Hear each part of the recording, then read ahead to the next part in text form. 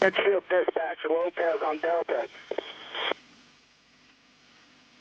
Lopez, Ridgefield dispatch. Giant tight spot, just to give you guys a heads up. Looking for a man, the fire blew up on us. I'll get back with you with more. Just kind of start the ball rolling on your end. Okay, what are we talking about, Lopez? Tight spot, injury? Probably. What do you need for assistance to get him out of there? Let's get air man on its way. Okay, real good.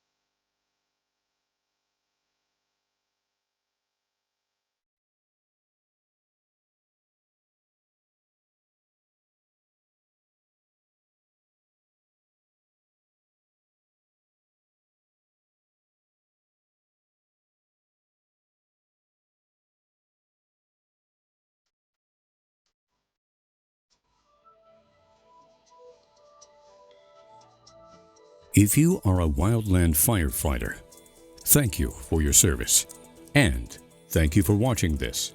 What you are about to see is dedicated to you and to your fellow Wildland firefighter who was overrun by the Devil's Den fire and died.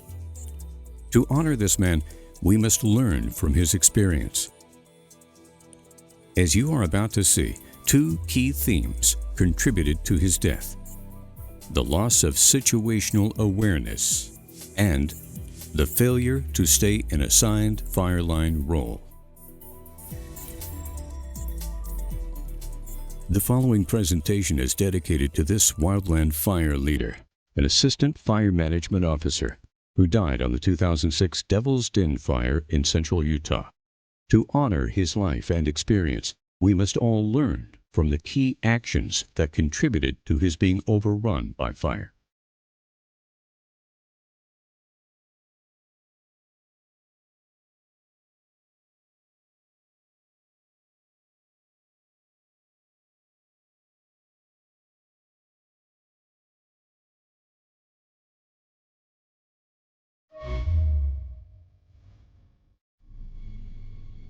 It is mid-August, the third day of the Devil's Den fire in Utah's drought-plagued eastern Great Basin.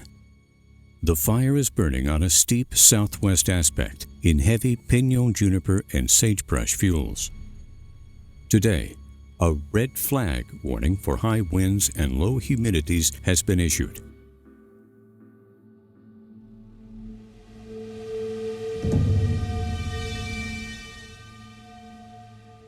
At 1100 hours, the fire activity starts to heat up and become active.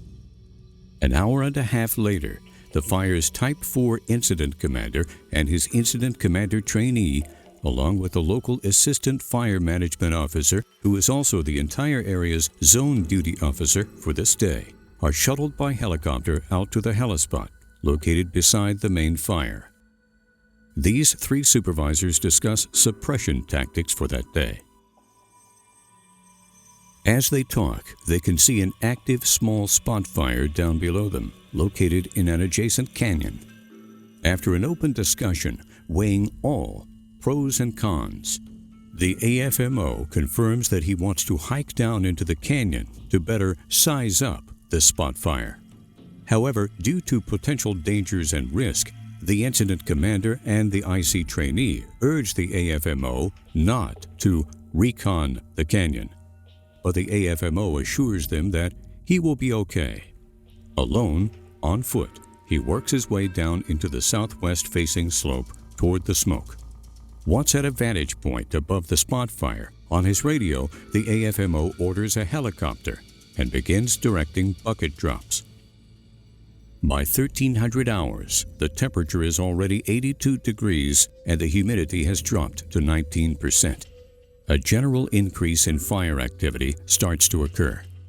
Approximately 40 minutes later, from the helispot, the incident commander informs the AFMO that there is now a new spot fire above him.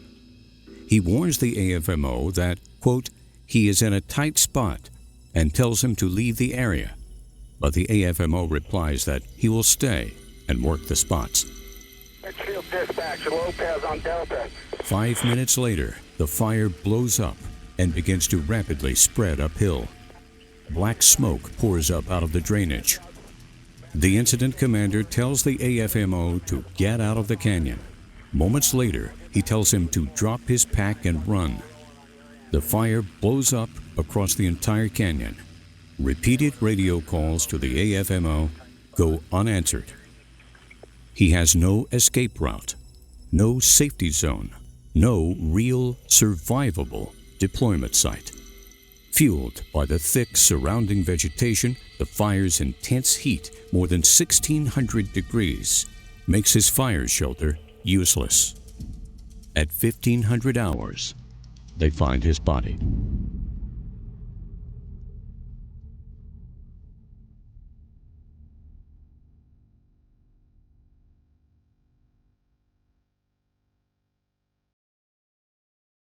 There's no question that the victim in this Wildland fire tragedy lost his situational awareness. In his desire to recon and suppress the spot fire, he opted to enter the canyon despite the incident commander's expressed awareness regarding the canyon's potential dangers and risks, lost his own awareness of the afternoon's blow-up potential, focused on coordinating bucket drops, and overlooked the bigger picture of what was happening around him. Therefore, losing his situational awareness cost this man his life.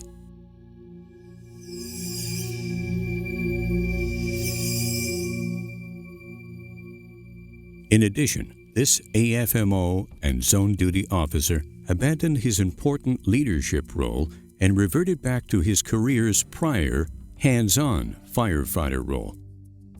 After he had successfully gathered his first-hand intelligence on the spot fire situation, he continued to direct bucket drops in an effort to suppress the spot fire. While we can argue that his desire was correct to stop the spot fire spread, his subsequent actions were unquestionably outside his vital role and responsibility of being the incident's zone duty officer.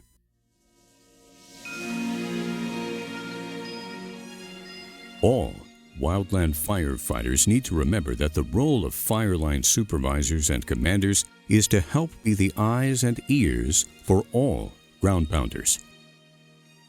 The rookie line digger who might question why someone is just standing up there on the ridge, presumably not working, has got it all wrong. That fireline leader is ensuring that all suppression actions are being carried out safely and effectively for everyone's sake. That's a huge responsibility, an enormous and critical fireline job. Unfortunately, on the Devil's Den fire, the AFMO abandoned this leadership role. It cost him his life.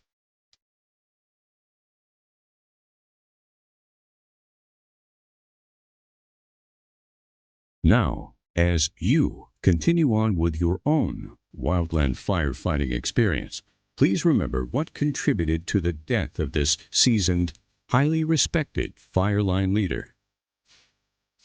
Loss of situational awareness and abandoning your assigned fireline duties and role.